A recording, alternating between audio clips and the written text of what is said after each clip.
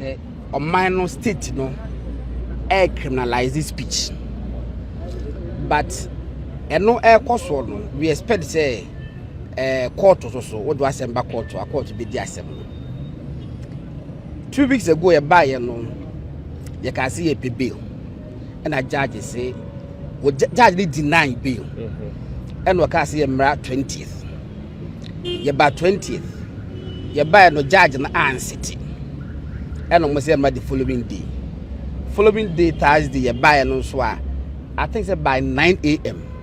na judges were upon Juma into no if you ada meme da kwesada ni nyina ye nuano edam eti that time na what them no why tin with them because judge ne there was say yem fa den kotum to 20th so after 20th no why tin with them a question I'm expecting President Muhammad to answer why at whose instance was our brother behind police custody why and na yaba prosecution say we view case no why investigation e be tine obe file ni bibia which means investigation be anyhow yes he deny ni bill say the be ya one question investigation but police ni no so aka ne say an investigator na can say o ma investigation be bi and the judge if a lawyer so oppose we no problem if a judge say your man kwan na 2 days later that's 27th no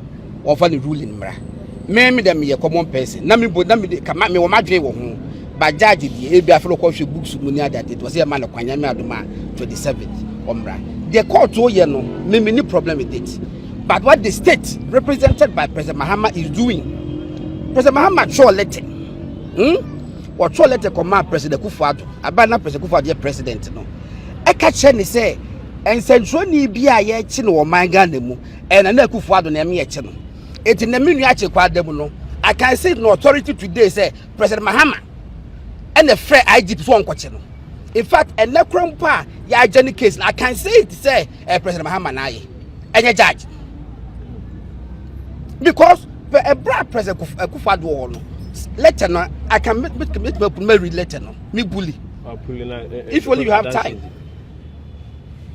me pull letter no me read say President Muya owie ye what trouble Kufuado owie was say debe how did he and they was say your brother koka ubetima aye maka say bam na me check sisi oh you better share with them too so you better say so what I'm saying is say chia ye che no any judge the che no judge what the baby when am I che no President Mahama na me ache no fancy comedy say Obama poku ase and AY obi ya chi ni bia no hold President Mahama responsible.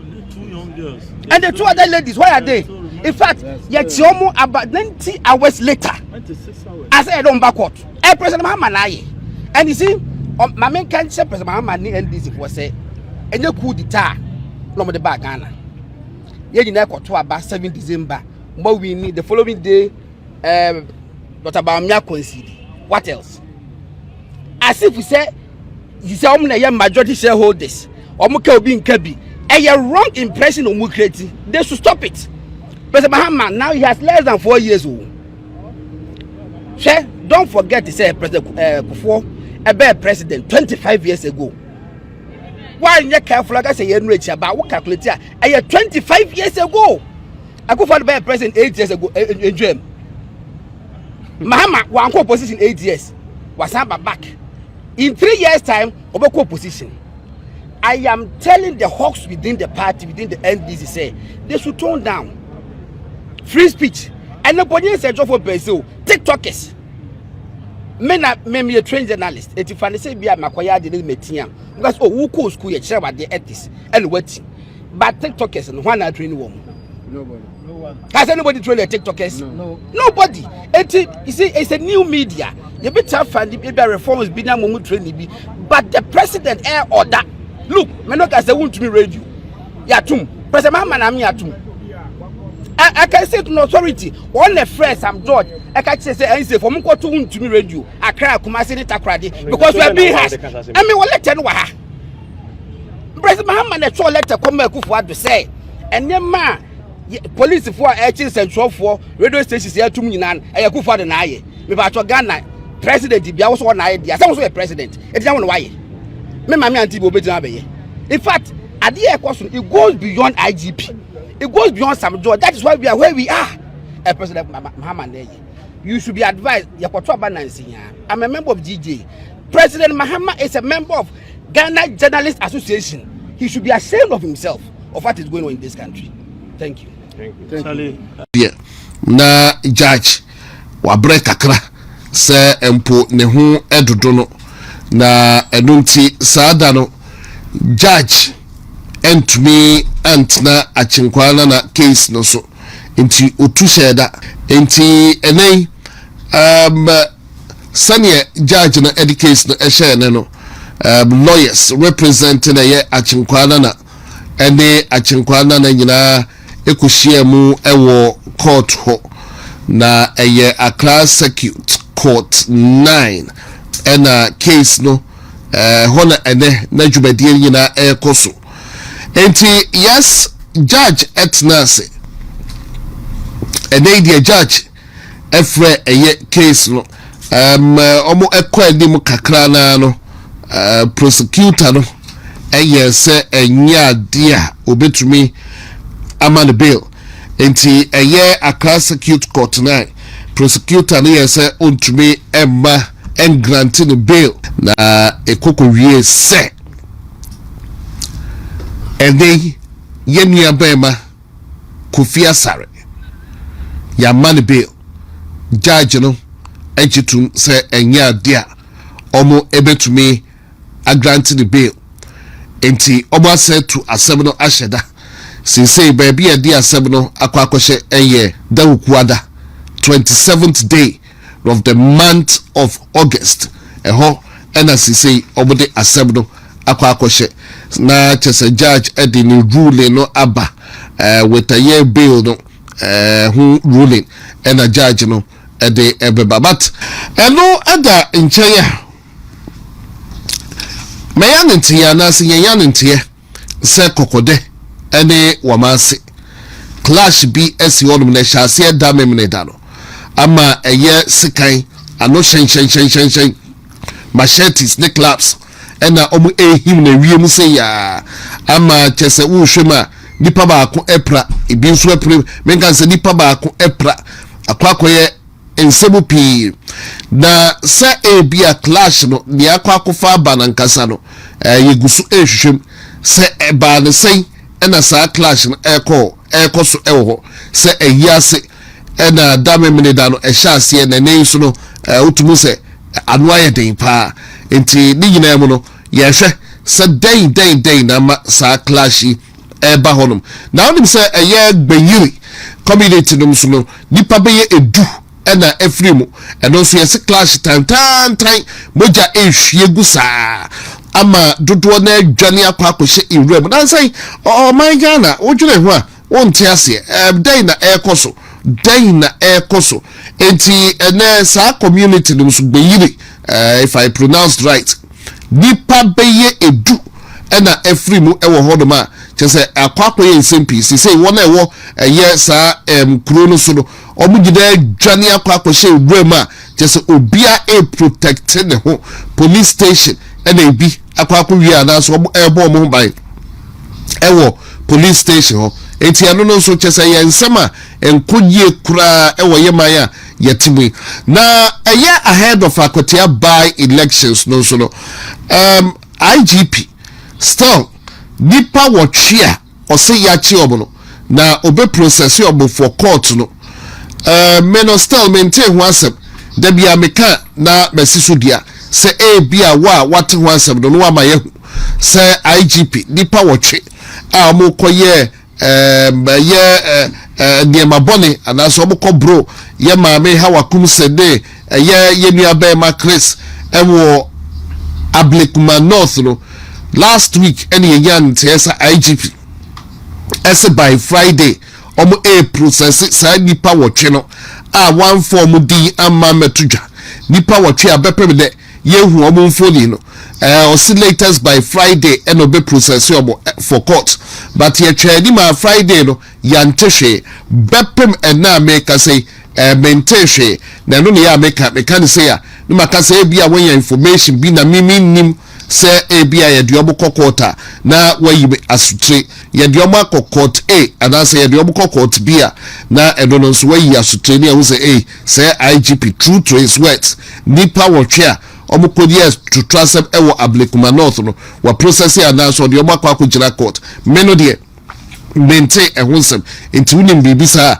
na wosuwama yaso ate na ye can say you know police force Akwatia by elections no omo 600 wonim so ma send a year dipa by 600 omo ko grounds dada ewe Akwatia just police for omo no enam kronum SCC barrier and omo ehwedema say by elections ye be kon 2nd September no bibia be kama obi nkoye to trust bia ewo ho na enei ena police for the ababetudwa say weapons omo ensa aka omo ensa ka etuo ene ho kro de bebre na etuo no omo anye mfiri nipa baako nipa be ye edubi de omo hwe na etuo ehihye omo ho etia no so police for the ababetudwa say omo a ewura kro no omo ene na mu no omo asibaria no omo ehwe no nipa be ye edu ene omo enya etuo ewo omo ho well arms the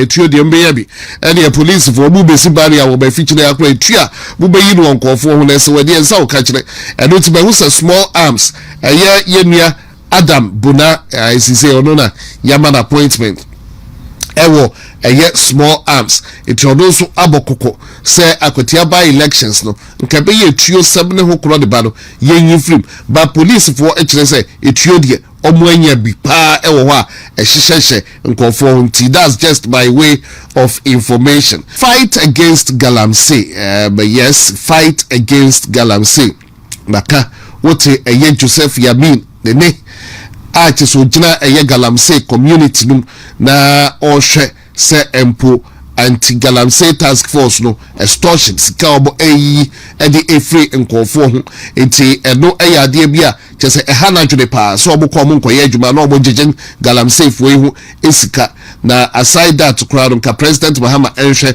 say obeba ne all forms of mining na almost start afresh na chese be to be differentiated between legal and illegal mining. He's been saying a lot last week no this am common ebetruja enti de be twa to pa NPP internal contest contest no there's been a back and forth nyasembia yegina ye tu ye hofo going forward busua baako enti meyahwe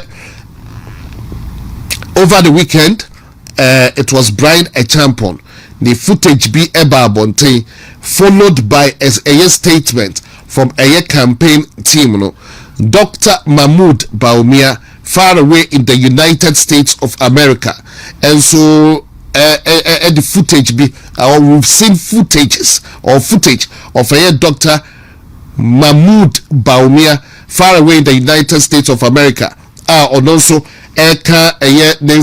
with respect to a tribal bigotry na no but who said there's another video from a bride a champion a free Rock City Hotel a bride a champion so no share with a tribal bigot and no so no all chim no can say ankanye ensemu piepie ya anka fisem de ke ba montene sen me am one person who believed in that Lumba's philosophy say you can't win nsem bi horma you allow it to die a natural death keni ke ba ye ka party nsem foforo but now we are talking about nsem apanyi bi a opeso obedi manyuko yanim na okonanim na obuama party nya power nene nsem okan ye obi intention it could be even an MDC member who decided who be on video no and okatekate no when I say obeto it out there.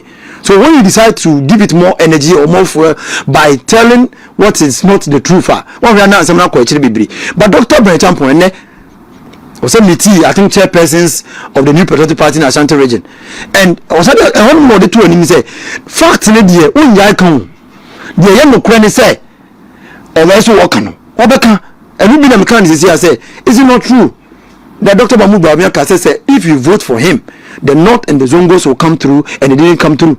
It didn't come through. And so what you say no, then I believe I can come and galvanize the power, the base of the party, rebuild the party, and stop this fighting. Because we don't believe in fight into party that I'm a party my 2024. One of the things that everything the base of this party was me a camp member. So we are coming through to unite the base. But we will not stop telling the truth. And can the party from members and say, this is the truth, let's follow the truth and win the base of this party. As you can really power no, because I say of Ashanti crew, we can see no welcome, 1 year on the 90. But the red no, you may feel some cafe. No party ni unya, not because you think say you can make somebody look bad. You take in command you didn't fear, not about to social media, forgetting say when you do that you are just creating unnecessary tension. Because and some people are Dr. by the champion can you know.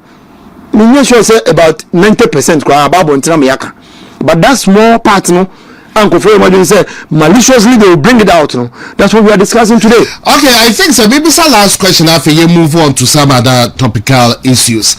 One thing is that you rightly said say Kusas Neho Kronebe NDC for AUSU to their advantage. Yeah. What a young Dr. Brian Champion, I confer Sassam we say I know Swababe who ewo yeba Cicero. Don't wanna Abisa couldn't it have been avoided if that's the right word? FBA no free man because he said you can say as NDC for na share footage no more. Yes. Kiki, we can say you are Dr. Brian Champion. Sebane se meto airtime no TV station bia no a ya me adom kakra obetimi abeto airtime no obetimi abeto abeka sansem sansem ya kan wa ya discuss wa yi na ya fi semo ya MP before na ehia ya invite in the media bi o bia no na Dr. Brian Champion media ya invite obia ya MPP delegates omo da constituency omo ye party adwuma no and you are Brian Champion. Maybe another media that they better about. That's not from us. From us, and can release no famba. At the right time, no, all the videos you are making, no, we have a way of making sure Ghana for you have been meetings out and what you want to come out because videos but the can say a feel some MPP for and this is not the first time.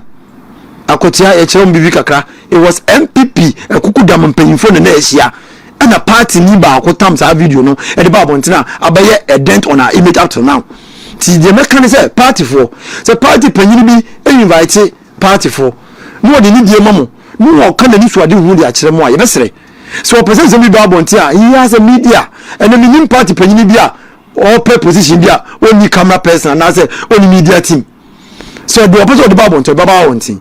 But so be argues what the Bible when reporting what party penny can no one not going to say about twisted the fact to make the person look bad because no the always are no one the party any individual now attacking no the new patriotic party and now attacking but you chef here is chef tiemu dia keke no ko bebre or ma you chef tiemu ayeka in some one ma I'm privy to but I cannot say it here because of you say me kokani harma I'm playing into the game of the NDC and I will not do that but say a babo ntini say the nkofo bi babo ntini na say nchirimu ba ene be no nchirimu ba say anya say amesre party for say share fitie mu a ne ka fie asema munye fie asema nka fie say the beya ye gina ye because they say bosunu wotwinye ene dia benwan ma we are John Dramani Mahama bosunu wotwe Asante memu a oba upia no bucha for so ba bedu fia and so because social media no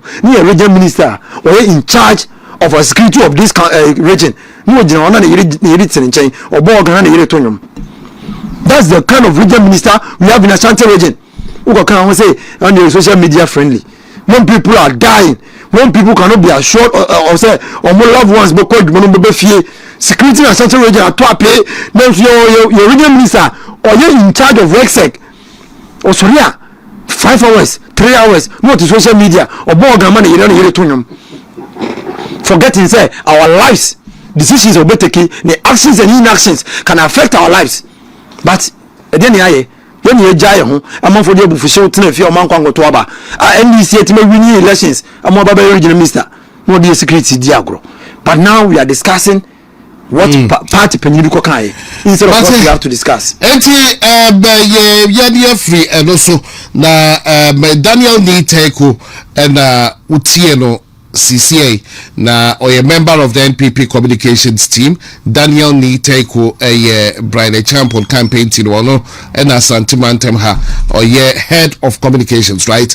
on a head of communications enti what you know the position on that nanka menshana yanya footage no on Brian Champion enne dia waka nanka no so wetie mu because after say di gina ekoye no and then so o de ba ko ababonte yera issue of galamsey emwe na I believe say ebia footage no it's all over. It's gone viral on social media. That of Joseph Iyamin. Now, Obeshe NDC promising to say be a omo air fight galamsey. Now, I don't know, Ubeya national organizer. I would also consider be omo air Jessica every illegal miners no enche. Into Kebeya President Mahaman Baneno. Now, omo share adienu. Your understanding of that? Any NDC fight against galamsey. Keke, galamsey is something here koi. We be say nanu die ne see ye. Nanu. Ke ebra nanado dan ko kufa do beye mampanyini. Na media coalition on galamsey.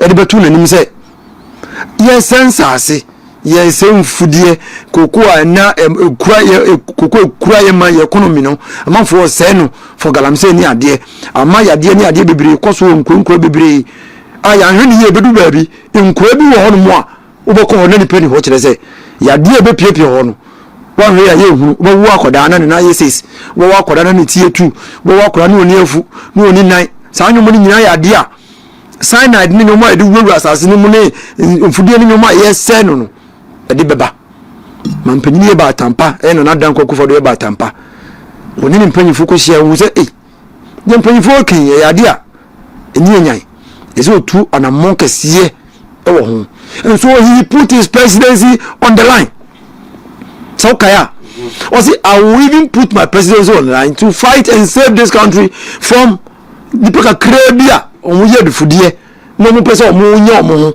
no man ni nyina ase.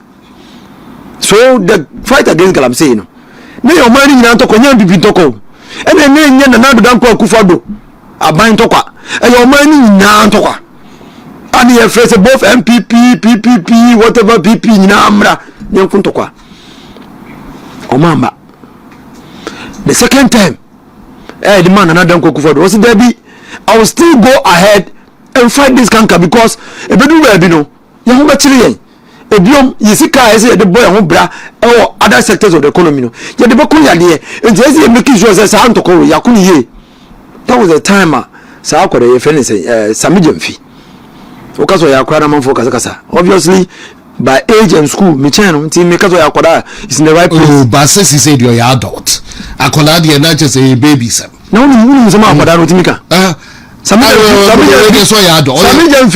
grown because me achane say man adjective e hu kra enisa semi mpo twa sa abrante na akwa abrante na ye okuma me de achane mpo wonu be gira simpie so ka kire say we friend the new patriotic party ye mama join these criminals to fight galamsey. That's the word we or a gentleman you see here ene na he say MPP will be in power forever. God decides will be in power tomorrow. And Minyankopon editumi amamo say mu opposition no and some mo kan kese mo duru mo kan ya duru ba bi ka say mo the drone ever be fight galamsey mo kan ya ko kan say mo the drone and ever fight galamsey because ni be bi mo she mo the drone ba ni na wiem abani na ma ba ba hu be bi galamsey ma fight enne tumi ni be di mu nsem motoba mu de mo nye Asante memwa the regional minister bet man catch him say we need be galamsey ana na de yewa yamin ye no anyewa yamin na nansia ndc fo na aka say o tu galamsey am say yoko ne mpanfo bi we ni nsem mu no ono na say o say a police fo no mo ku galamsey no o man panyin mo ntwensan enam say what the accusation to o mo say o mo di scan no e be yank o man panyin mo sai mo man panyin fi o because there are some people who are greedy and o man greedy say o man yo mo bono se bobo kro embo galamsey to kona ni yakunu NBC kasi in I remember November October when we were campaigning na yeru Bawumia ba ko ma no mo ba ko so campaign chema benantu we say ko chema wontumi so wo the campaign o ye ni na ye for manso enclave ni amanse enclave for no south east south west we met strong resistance from these Galamsey people me we wontumi do for no south west the bia era da pa MP no me see the day I call home for campaign eni chema wontumi call home and you know police for any be fire campaign team no e dey free southwest o Galamsey for the cars ni ade e dictate car na ni e chi die ni because na your opposition was it they will join the government in fighting Galamsey and you need some champo wo kroma no mo e take advantage ma all the Galamsey prone areas MPP lost votes in those places nanka half no south east even you lose half no south east how it's a safe seat for the new patriotic party but you lose Adansia Square. Why should we lose Adansia Square? And you know NDC took advantage of this Galamsey fight and say MPP for now referee kwaku whatever kwaku boy was say omo ba omo ma de atu ti to omo sum say MPP for ne yete omo na ne aba mo na mpanyifo se bebia mo ye no eni bebia Galamsey ne akwa duru se mo mbo me anko a afure mo tietem se Ghana fo nyina mbra se de nso to ye no saa na wia nso be ye se de nso to ye no and omo need the confidence to come and say everybody from Ghana like Ghana ni bia mbra ne enko Galamsey ntokwa no because they took advantage of that. It's a NDC asema ana mo foni say empower masemo enye penny empower masemo they don't think about country Ghana on my Ghana no NDC ni won ni Ghana ho odwin the political party ho and ntina na say yeah MPP for see di nkomo ye di office me kan sem bi na ye take positions bi ni adwin say and they will fight till death and if it is my candidate then I will not campaign then I'm like do you know what you are doing woni me wo ye me I don't believe in that school of thought no see Obasubia I was a leading campaigner for Honorable Eugene Boachentwi in fact kind of miensa na amudi nanim say obako for election bra omumidin I campaigned vigorously for him but he lost to lawyer Kofi Obirebwa but go and ask say your campaign whether me sit aloof or I campaign even more than those people who are campaigning for lawyer Kofi Obirebwa during the primaries. I gave him my all. Everything I had, I used in supporting the new candidates for the new patriotic party because you say, well, he know waba, and you're so more. And we can campaign all you want, but you campaign for the new patriotic party's candidate. It's a party for, you must say. And the NDC for you now, say, and you know, you can campaign vigorously for your candidate. But you talk about you forget about anything and you campaign for the new patriotic party. You talk about any other candidate, you stop about anything and campaign for the new patriotic party's candidate. And yes, sir, NDC by what the phrase is once. What's your more plan for? Didn't talk basa deal you need bank one moto. And next time, because almost say omde B community mining ko for we dey buy almost omde responsible community mining. So mo dey ntimi minute agiri pa yankopo dey dum dey ntimi minute and for bibi from ma the MPP di baba no mo for bibi fufuro bi no dey atare ho no mo dey baba lanche no mo dey diska omo wie so a no mo to mo sasa yiram. Anything I know one say oh regional minister dey be na tata I'm not tata no for anything. But me ntia say me pia bontini anam ma ni pia bontini me pia bontini na mo am say ah no ama be durufie na me regional minister ti social media no obo organ e ma na yire so ontonyum. I can't sit aloof and watch him do that. enti I want you to share and dan den but in this case no since you know benim de what yabin edian as f say omo ejiji sika efree eye galamseyers no enchen and after we must differentiate between legal and illegal mining. Si say asem no no and say after no be ya galamsey for no in that you know the can say galamsey for ya and as a miners ya the boa obonko for bombo akwakoya ministers there it will different outlook. And who did I say I read about and I say we read Victor Smith so there also there be here you know and yeah no the fight against galamsey they say a different approach and trouble when this for no say a kwai obonam so oboko galamsey and no mo abi keke women to me kwale nem konchina because they benefited from these people these galamseyers no wo mo sense asese mfudie sense asese bibi fuo ni bibia no omo ko mo ko ka che omo se omo ba ambo mo matu enti na me ka che se we were campaigning galamsey prone areas ko now we face resistance because the NDC had gone there with the propaganda akoka che omo se MPP na MPP so mo be yo madwuma na uba be mu na se timamafo ni nyina ka se kusa galamsey na can you fight untimi enti to ko gitu bia police for no police ni bia ko ju obi esika soldiers for ko ju obi esika but the omuye no is going against the NDC because we mu na to galamsey no enura no mo say MPP for to galamsey ene amamu na ba bedi mu nsa amu to mi se mba che MPP for ni nyina ana mo ko che chomo say ye na ni to galamsey ya arrest us why are you fighting the police or the soldiers say on to kono mo kono man panyini mo nsan but if you see the ubeye de obedua no na betwa me wo se me ka say wo kofie na wo so o maame ene o papa o mo wo body ene banche en fan she utimi say nyumo bedi fried rice o fufu na bedi ni o mo ye ndo mo kan enu a ense mo ye enu a eni sa 0rm pro twa mo twa de ni patriotic party no enu na ne aso aba be gina o manim no because they protected the galamsey people. They went there to sell their plans to themselves. Omo Akrofom, okay, Akrofom chairman. Yeah. Akrofom chairman is known to be a galamseyer. Mom sister station as a friend. Who is a more can war? You soon some mean to be quite repeat to her. I Akrofom and yeah, Jacobu. Akrofom chairman. Okay. Akrofom chairman is somebody who is a known galamseyer. Ya canning some of the media. Emma, well, your confess until friend or Ezra. And someone can to be no can have a person there is working free under NDC. This is a cross by the DC. DC, yeah, rewarding with the position. And you know, me say, and no matter cost we see, in few nine before campaign, we told the people, no because be a NDC in Emperasem. The next 3.5 years, another 3 years, 4 months now, is going to be the longest 3 years in our lives. Because now mine is a total pilot. Man penini ho. Na bedi chain ho bibia ni ho, nothing is going on. Nanka renyam is akwa bridge kitikiti bi. Nanka for media for ni TikTok esa akwa gina ho etwa the whole day. Nanka atefo bridge. Atefo bridge a ewu asenso ye. Obi antima mfa basobodi among the new patriotic party. Nanso community bridge or community bridge a no say TikTokers no more musika no more blown out on social media. Na man for so ye adwuma. But go and look at the quality of Atefo bridge. And go and look at the roads around Bantaman now.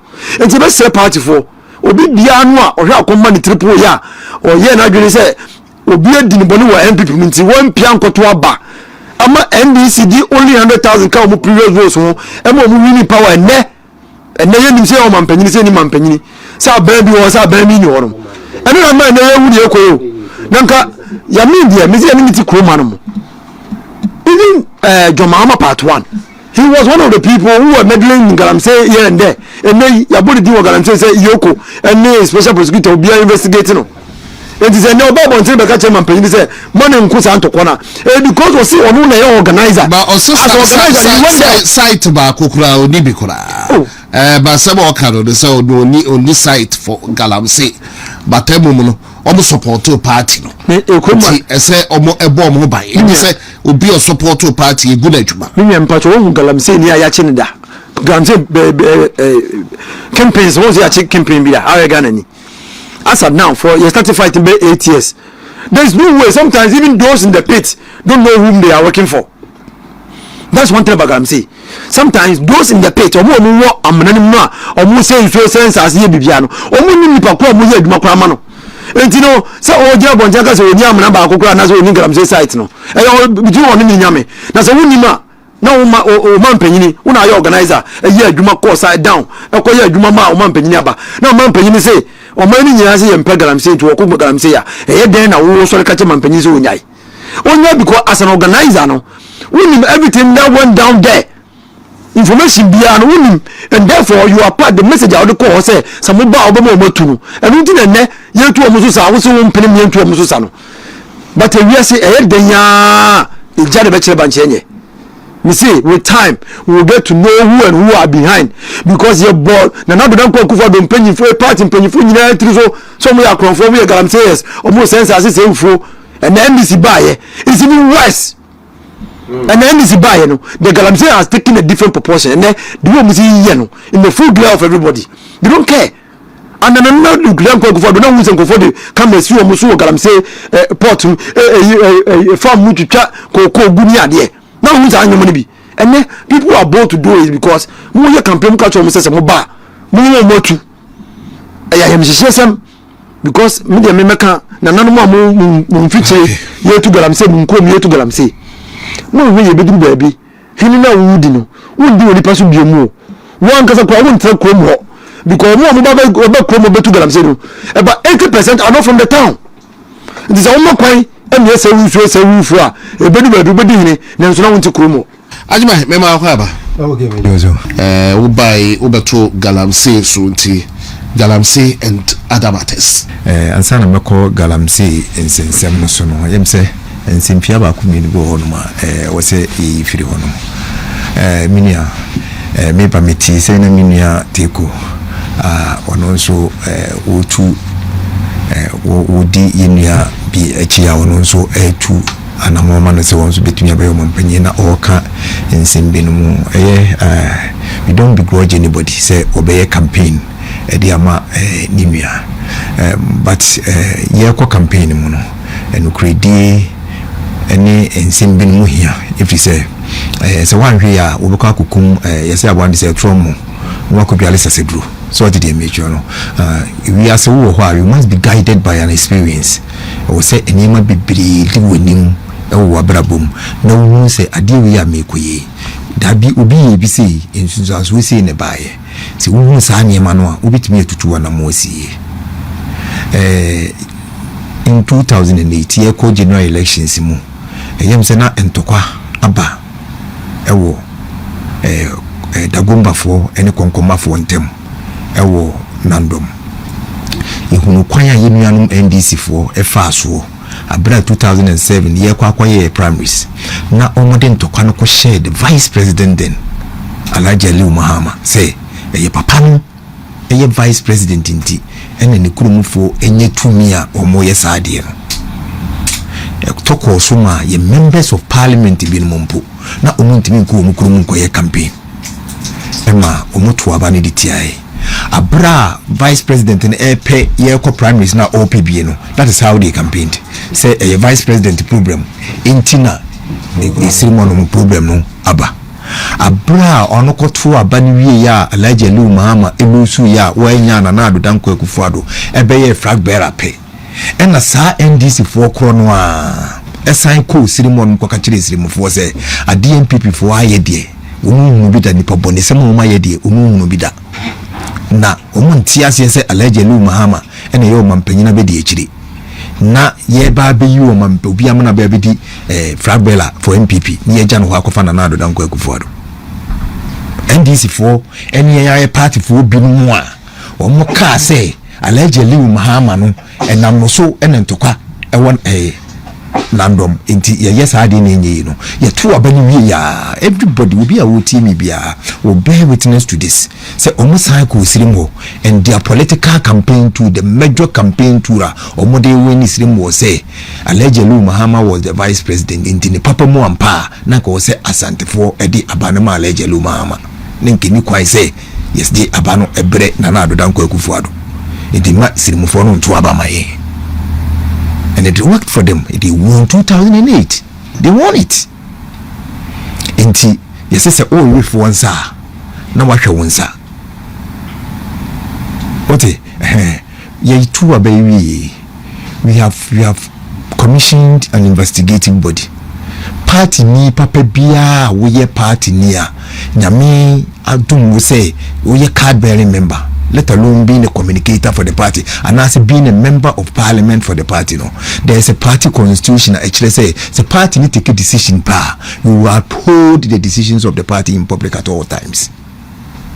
Yetu abani no party na nkasa mankrofo akwananti akoye research research no findings na bae no indicated clearly say we did not lose the election because say Dr. Bawumia yekremuni intra. No, we did not lose the elections because say Dr. Bawumia yesrimuni intra. No, agenu intra. There were other factors that made us lose the elections. Inti say oye party ni papa, you don't go back and attribute these things to another person thinking say it be play to your advantage. Now what claim say a will be weakness and no correct a woody and a woody by a party. No, if a yesenka a research now Ashanti region honorable Chieftaincy to di any mumu ye no and now say a national akulampa enka Professor Michael Kwe di any mumu ye no and Quebec say a party work, so it may have been biased. But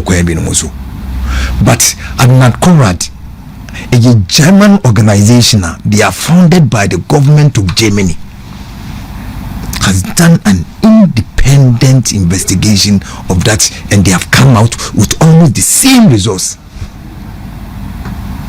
Say, and yet, ubi religion tini elusuye, and yet ubi kurumun elusuye. So when you go back to that place, now you are repeating the arsenal, sir. Yedima NDC for in 2008. Emma omudi oma elusu. That is the same thing you are doing. So Papa no Dr. Bawumia na ohono. Say if you say you didn't want to be easy, ye phone back mu ade. No problem. Yin nyina yen kan chance papa yi. Ya hwehwa yen binka yenko. Say one hwe na say want me anya objective pa say wo so papa ni mu in objectivity a na say wo ha say wo true tantrums a what did them no wo be kan say mu enim, and we have seen it in the previous elections. In 2020 we lost over 500,000 votes from the previous elections. Na Dr. Bawumia and na ye run flag bearer na na do danko ekufado anamebwa. In 2001, the 2000 elections, no, second round elections, they were by what? About 57% of the margin. When you call 2004, no, how much did you win? Even with all the president before a year, you vote to Zwanti. That's what take back from. So everybody are owning the history and the trajectory of the party knows to say when you are in government, certainly your vote will come down. It will dwindle. So votes coming down cannot be attributed to one person. So there are experiences and history to guide us. It say open say uye bibia. Ubefa ebia individual na ohono na wafa wonso individual no. You consider their strength, because what is most important is the strength of the person to lead the MPP. The strength, is that one, there were two facets. A procurement and Quebec say two envelope. What did they make? The first envelope is that who is winnable candidate or beat me are winning elections in Amaye. What are the factors I did go for more? Yaguni say, see a course I you beat me and winning. What did they do? The second factor they say, Jako elections. What did they make? And ya can't seem be much day. Ya you may be more among and crofo. Ya can't actually manifest to say, ya bar and yama win you beat me ababe.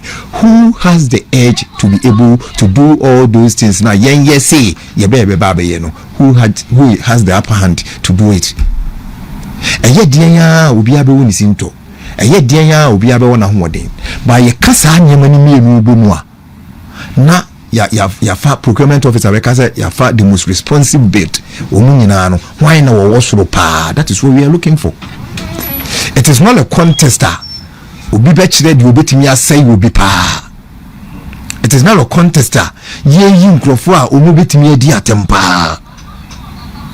It is not a contester. Ye nkrofo a omo betimi aka nsam di agu party no kura. Enye sanity. A contest of ideas where we will present beautiful ideas ama enkura ni ubia obia and we say hey papa we ni betimi ai. And me without doubt I support Dr. Bawumia and I will continue to support Dr. Bawumia. Keki, me I have never relinquished on my philosophy. Say I me dia minimuni any sabi timu nyanseni na about wo because of scanty and as a commodity. No, I have never done that. In 2007 when we were going to Legon, there was a government, there was money somewhere. I supported Nanado. I supported Nanado. From there, I thought to say Nanado was a candidate. Me feel say obetimi aye bia mo my Ghana. O my wan many mercy because I have a conviction. Say me be politics me politics kire me say e wo say me be ya dia enipa na oba na asem na me kan de bi o ma mani wuda. And particularly so when I sit on radio or television and speak to people say nuanum ade say ni ma hwe ya de bi mi wu achimpo no ye be bo a kire me ma. I don't support people just because me person me support no. I support will be say me wo inner conviction say asem na me ne ka no say ye the manner obitimi aye. And I believe say Dr. Bawumia can do it and do it perfectly. Why am I saying that? The good, the bad and the ugly in all the previous administration you can attribute it to Dr. Bawumia, yes, because he was part in any that's war when any that's war sign. He was the hope of the party when any that's war sign. All other candidates were there. You couldn't rise up then.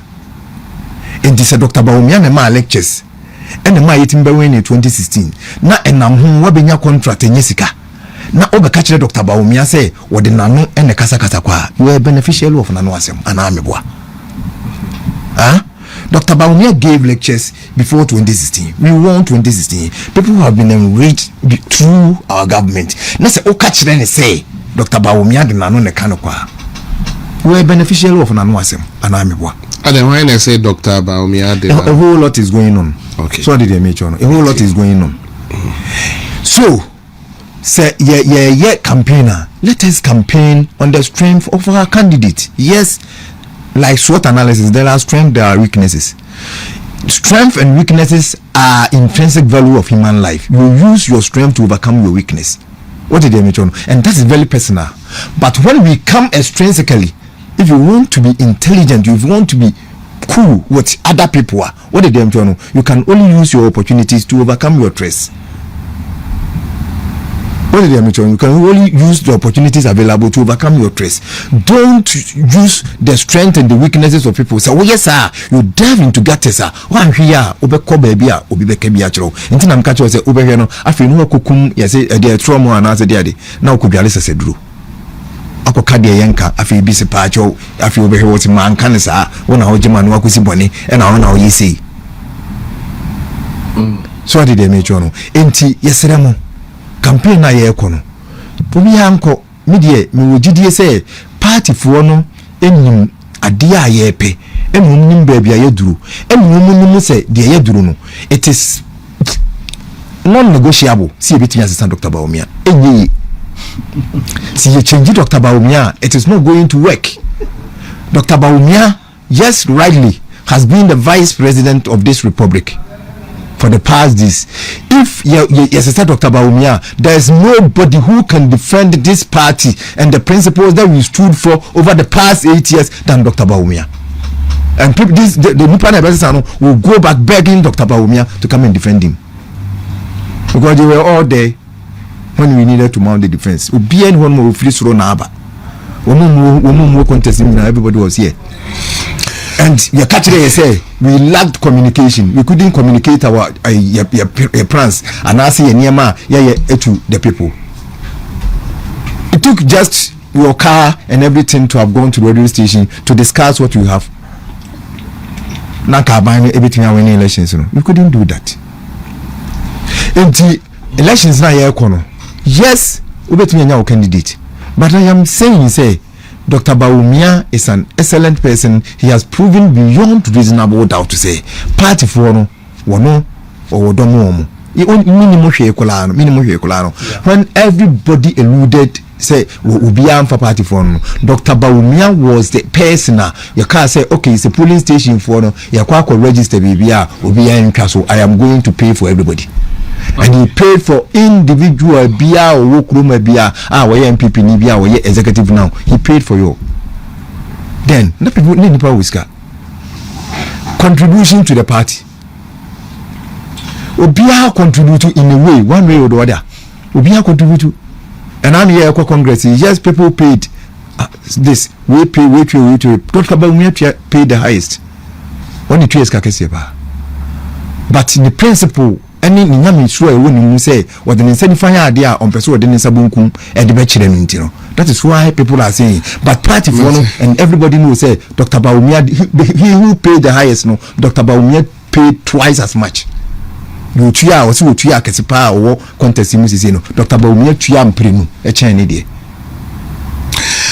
so okay. Double key my uncle galamsey nsensem because say be ateko obeti asia be person we be be candidate ye better and the way ye better be person be generate into say you know but I just wanted you to state your point na ahwefo etiasie enti ebia ka obo be place wa mamia who say wa no popo oya ka obo wura mu pa but one sha na akoye say we ye better than we eti ka galamsey asem ni galamsey asem do de obeka na be who say that unless ba be say yes eti ebia ye bepon na ne wo de won sam atwato no asori a ne wo de won sam twato a be 2 minutes be na ya so me pese ye be portray that picture to the listeners that ya be we better until impedifo echo rounds omo yes campaign man okay me be 5 minutes for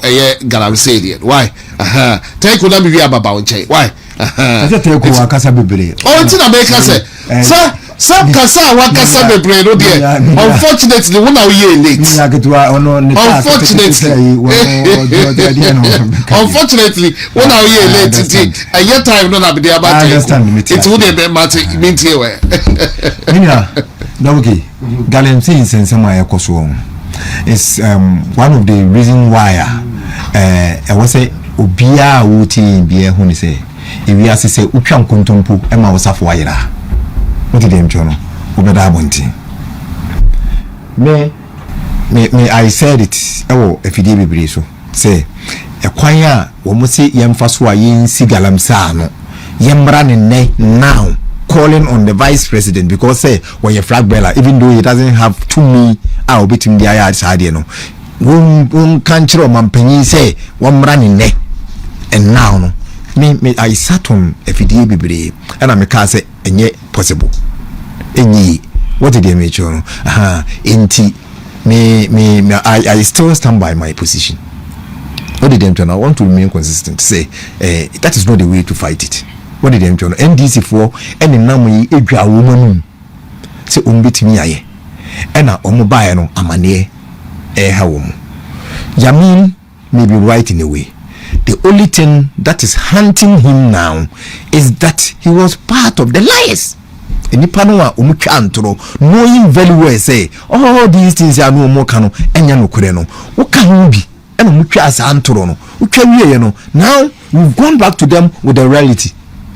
Enti opeso ochiwo mu say wama wo mu agina wa no asem so akoya ade a wo mu mpe ena wo ba chiwo mu say wo mu ni mu nyansa na so did they make sure no other than that enka ye ka kire obi a say galamsey na ewo ho no ne kon edin if you say aban policy bia obaye bia no say ye kan faso a say wo ye businessman a wadwuma a wo ye no wo mfaso wo getire bi fira adwuma no mu aba property ejapade a obenya fira adwuma no mu so what did they ntro no say wo ye aban a wo mfaso wo mudi a wo de manipa the value a utimi add to human life no ene ye aban mfa so enti aban ye policy bia na ultimately edipa no a omo ho no so far as policy na useless mfa so bi ni so what did they mention aha enti se okọ galamsey side se okọ galamsey a knowing very well say edipa no omo ho no unfortunately so omo for whatever reason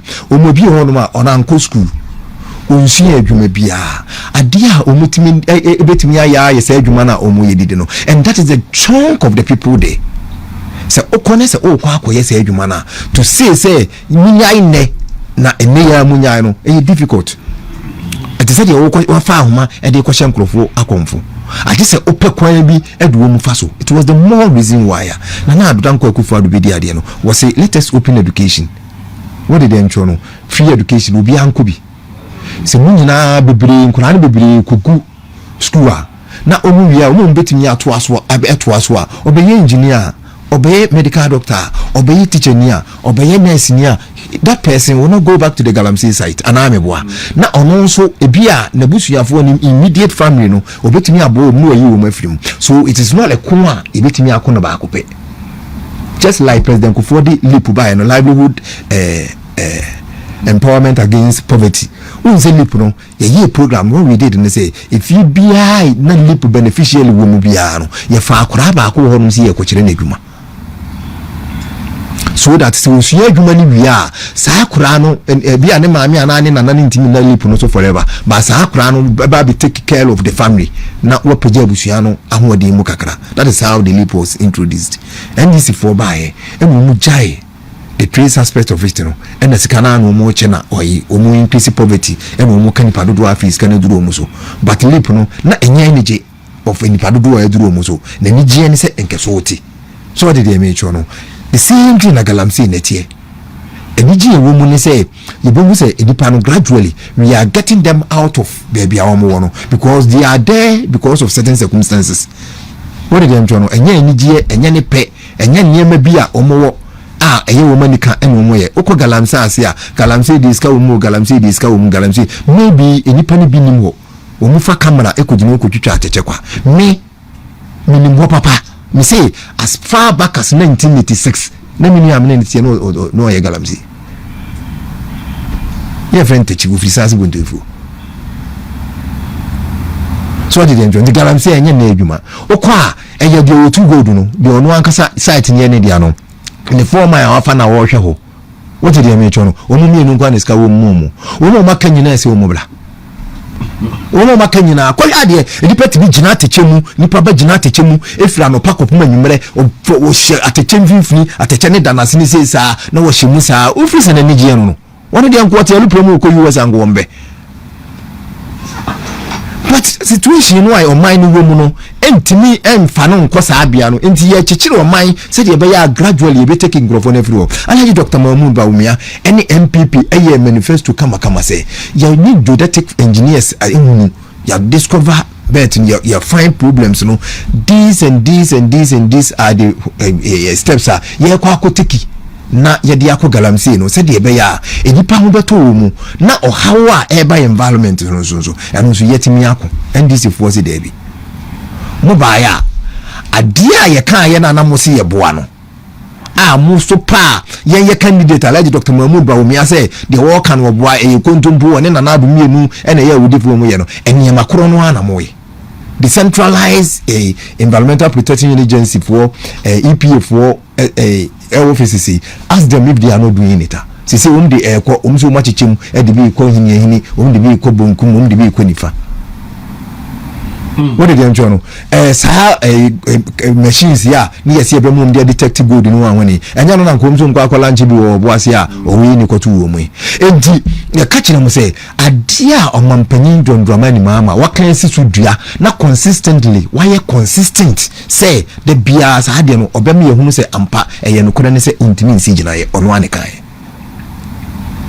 enti de bia na no de wo do adwena bani de so ka so criticize why he is a fine gentleman ono wo ka say digitalization ye adwuma mumie musa ene de ogina Singapore awoka ono no ka kire say digitalization ye no ene wo ko China e dia asem okokan oko Japan dia asem okokan o gina Singapore ne munti a bia nkoti asem owoka ye share one district one factory ase NDC for catch dey say abra aban cars wo be one district one factory no no mu nim say aban ba be bia nyuma amobia ye bi na sa one district one factory ne de enkrofo nyuma ne di wura mu enti ye de wura enkrofo nyuma mu de ene na aban ne nyewe wo 24 hour economic policy na wo so mo ye no e dey asem won kan kire so the private sector na be ye the engine of growth.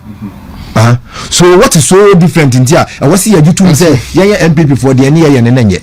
When indeed, I did be a NDC, and say, be a say, I can know Mutim, yeah, you know, and person we are the Omega. What it tells you, they say, we are doing it right. They cannot do anything better than we did. And if they can't do anything better than we did, why do we have to change the team that did what we did? Why do we? Actually, maybe 5 by my 7 minutes. Why? They take maybe I will finally, I don't know, yeah, mention about 5 minutes being enough. Yeah, fine wrap up.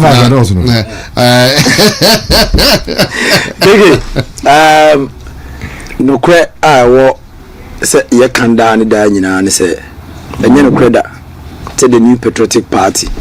You will never be me, and I'm in Sape. Any bit may defend the party, and I never back up and no bit may defend the party. So, 2016, 2012 elections, no. The principal part people in the election petition, no, four. Either the general secretary, the chairman, the candidate, or the candidate's vice.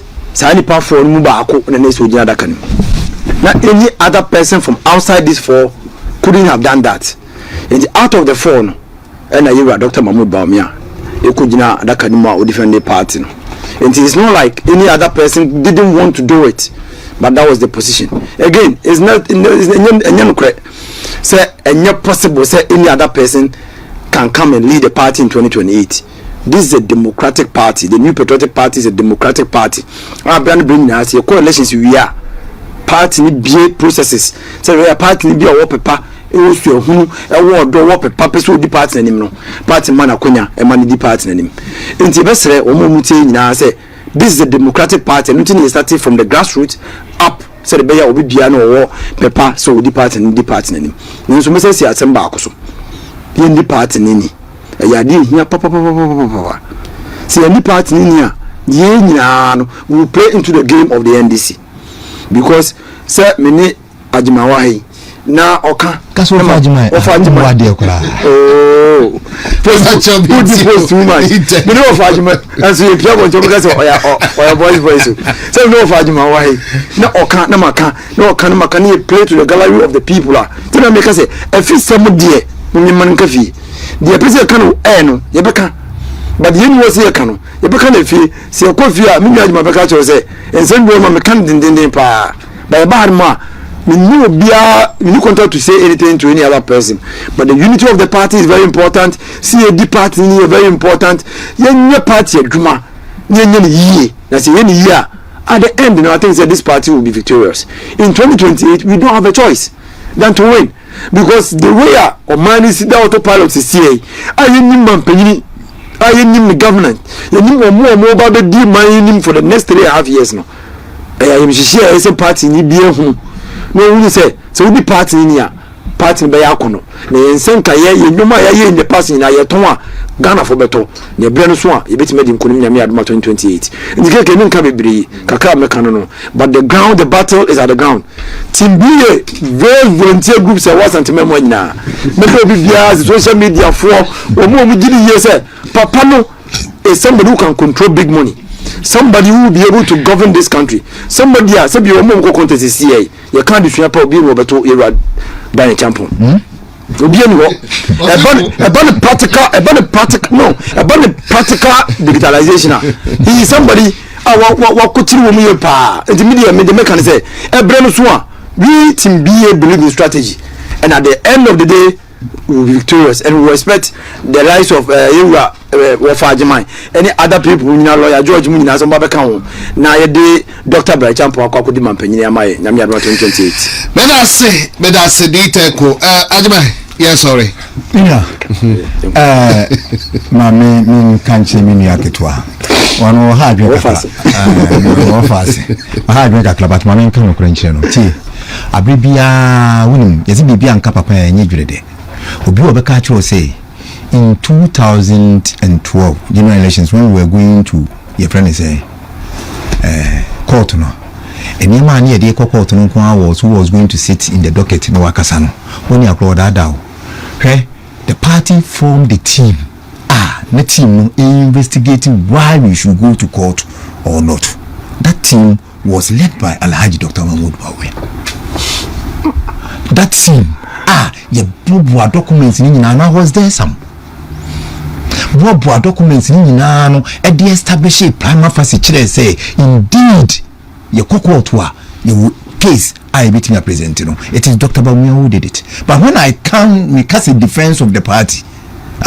And your court no go. Now he has stood for the party. We have lectures away in Kuruma, economic lectures away in Kuruma, and ye sacrifice. Dr. Bawumia people have held to their positions. Say me nkonkoye na me business mu. Dr. Bawumia say kan ye die pa say nipa edi ye die say ya no wa bru nsu atwa. He was a deputy governor of the central bank. Deputy governor of the central bank is equivalent to the vice president Anamiwa. To be a governor of the central bank, that is why central bank is an independent body. Until your friend governor, your friend director general.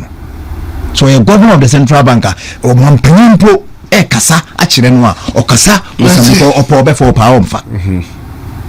So he was a deputy governor. Now you at a 71 office holder. On no and on my Pisika, you back on Aquaco Pisika. And if Dr. Bawumia had decided to say, on Jide or one ho, not on Mamma Pum, a mobile for Bimobo, not on Lifty in Nipa Imager and Kuono, and I could have brought. Who tell you who will be? Mate, asama,